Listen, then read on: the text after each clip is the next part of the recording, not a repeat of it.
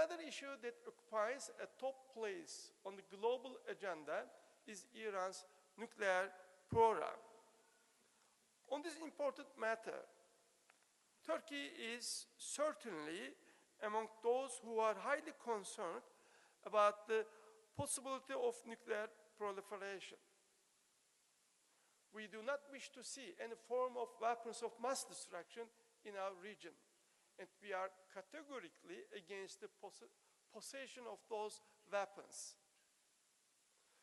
Attempts at developing or obtaining such weapons may well trigger a regional arms race, which in turn would lead to further instability, threatening international peace and security. That is why we have always been calling for the establishment of a weapons of mass destruction free zone in the Middle East, including both Iran and Israel. In our region, where there are enough sources of conflict, this is a particular priority for us. In a nutshell, this is how we view Iran's nuclear program. We are supporting Iran's right to use nuclear energy for peaceful purposes, but we want the Iranians to be transparent and assure the international community through the necessary verification measures that the program is only for non-military applications. The key is to close the gap of confidence on both sides and pave the way for a meaningful process of dialogue. And you all know that we have been actively working toward this end.